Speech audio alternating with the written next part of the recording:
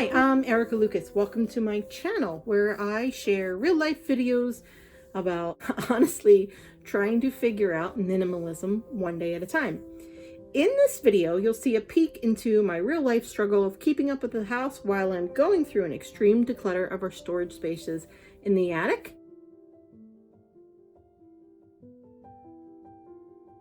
the shed,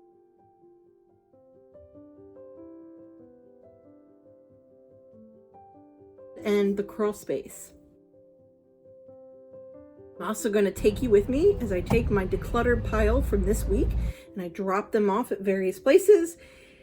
In the last week, I worked in the crawl space in the attic, so I had 8-10 things, something like that, 8-10 boxes for donation, and I'll show you where I take them. I have not cleaned the kitchen, the family room, or the dining room for the last 3 days, and now that needs my attention. So you're going to see me speed clean through the main floor of our minimalist home.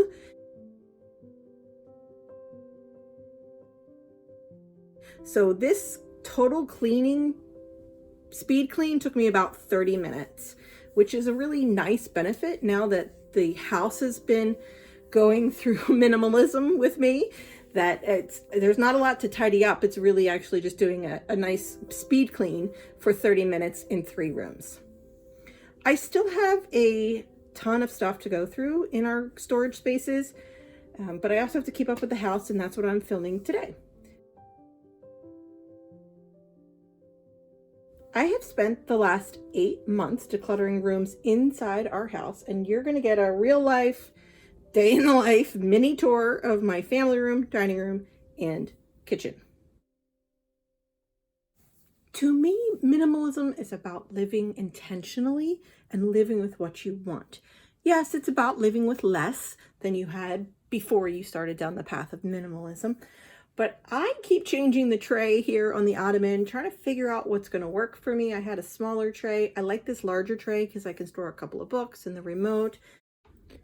If you have pets, this has been a really great vacuum for sucking all of that up. I have a German Shepherd and he sheds. And this vacuum has been really good for keeping up after the dog.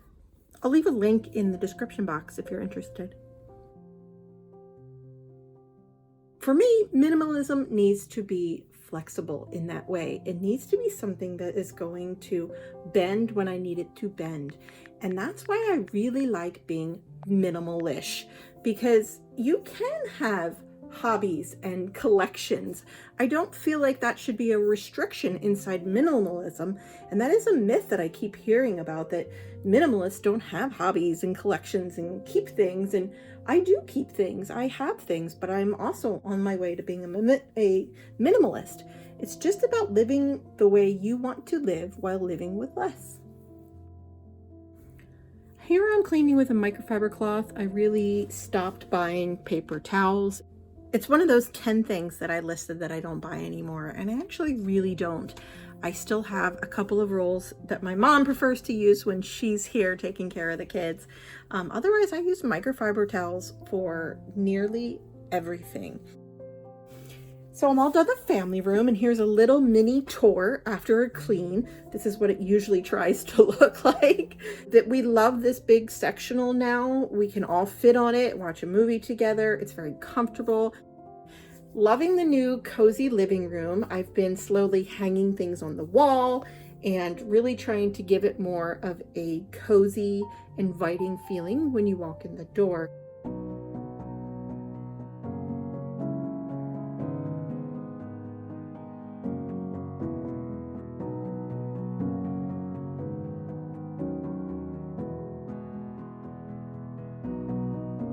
I usually have this double-tiered tray out at Christmas time, and I decided to break it out and use it. I enjoy looking at it every day. Is it minimalist? Well, maybe not, because it's got a lot of stuff inside the 2 trays, but it is the only thing in the window. And so that's what I like about striking a balance with minimalish.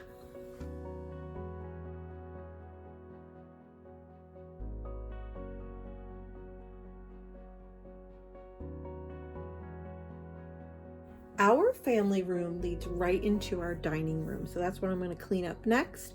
This is an 8-foot farmhouse table with 6-foot benches that tuck underneath. It's heavy. It is our dining room table for meals. It's our homeschools table. It's our arts and crafts table. We do a lot of things at this table. I had it locally made. It's not somebody who has a website. It was just a crafter in the local area. It's made of pine, a soft pine, so it actually shows a lot of nicks and writing, which I'm not a fan of, but it is a well-loved table and we all can sit together, which is really nice. And the benches make it easy and kind of streamlined in this dining room.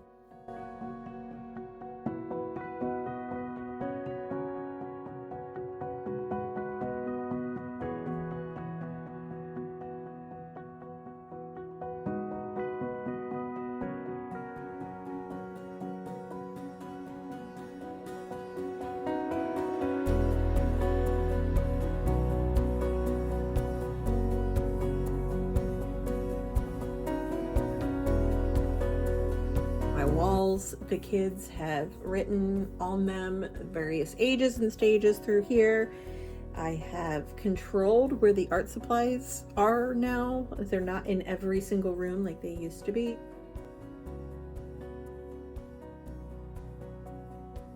The thing I like about this room is that I can just change the decor on these 2 shelves seasonally, which I like to do to kind of freshen up the place and change it.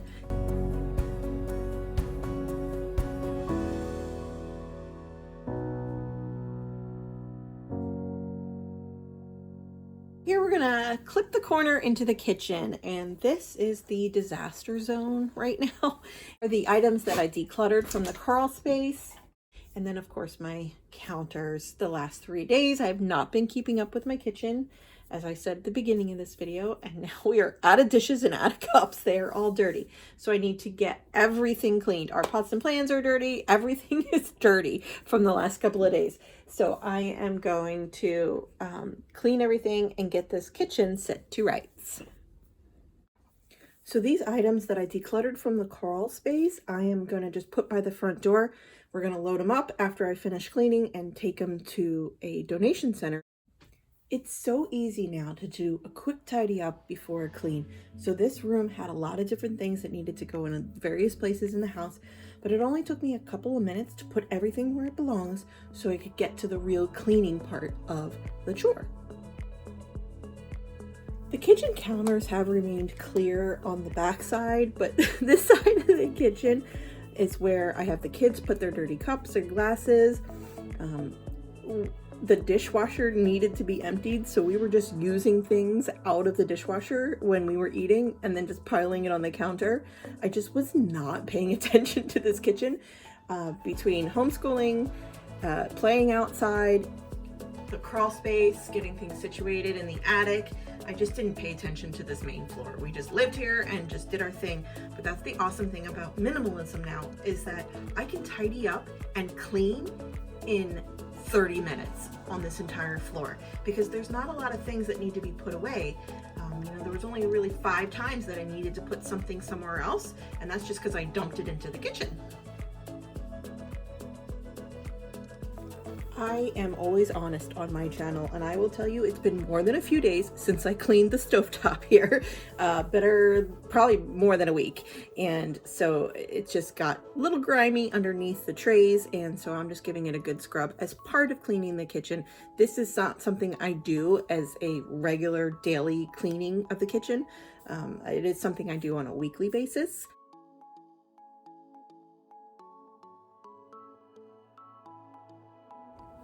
So pretty much every pot and pan, dish, and glass is dirty at this point. So I am gonna probably need to run 2 loads of the dishwasher and hand wash quite a bit. So I'm gonna get to that now. What was an interesting little find about this last couple of days is that we didn't use every cooking tool over one 24-hour period. It took several days to go through our things, which is pretty cool. That means that I have a good number of bowls and dishes and pots and pans in my kitchen. I've done a minimalist tour and a kitchen minimalist favorites recently. I will put links for them in the description box below.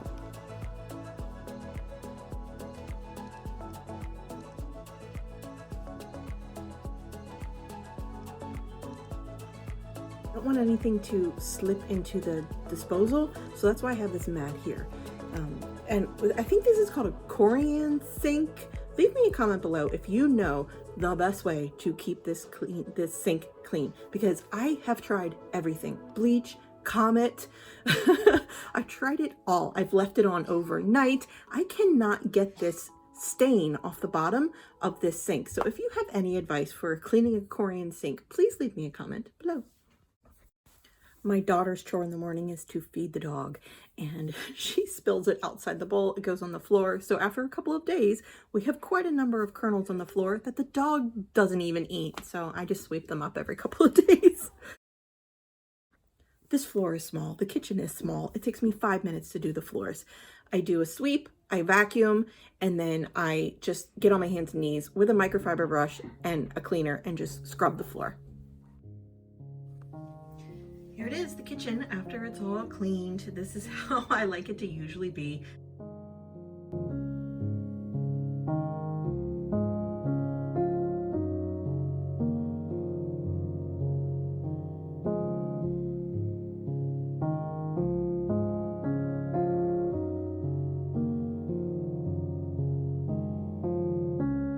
So now what we're going to do is load everything in the car, and I'm going to take you with me to the donation center. Part of decluttering is removing it from your home, whether it's trash, donation, selling, whatever it might be.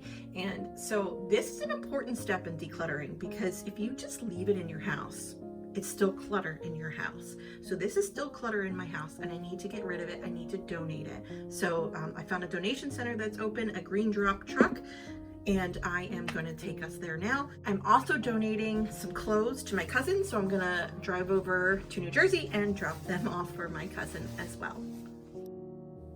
Parts of Pennsylvania have started to reopen on the western side of the state. The eastern side of the state is still on lockdown, phased reopening throughout the counties in Pennsylvania. They're not taking donations at the Green Drop stores. Purple Heart didn't have a pickup until the latter half of July, but this Green Drop truck is parked in a Home Depot nearby, and you can choose the charity that you want it to go to.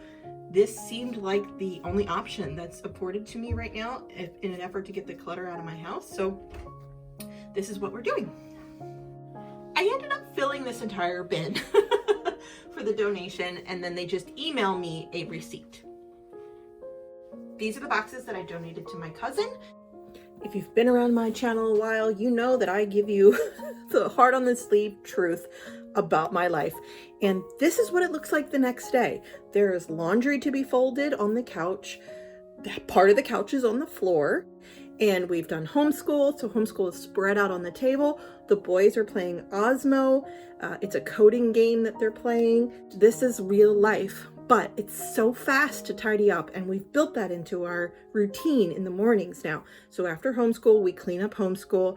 Before we transition to lunch, we clean up whatever toys have been played with on the floor. So this is really what life is like here in this house. It's easy to maintain, to tidy up, but we definitely live in it. And that's where I fall into that minimalish life. I share videos about living with less and minimalism on Mondays, Wednesdays, and Fridays. Please click the thumbs up button down below and give the video a like. It helps my channel catch the eye of the YouTube algorithm, as does subscribing and commenting as well. So I would love to be connected with you more. Please click subscribe, and you can find me on ericalucasloves.com, where I share free printables for decluttering and minimalism. Thank you for watching. Here's a video of decluttering in my crawl space earlier this week and a link to the most recent video.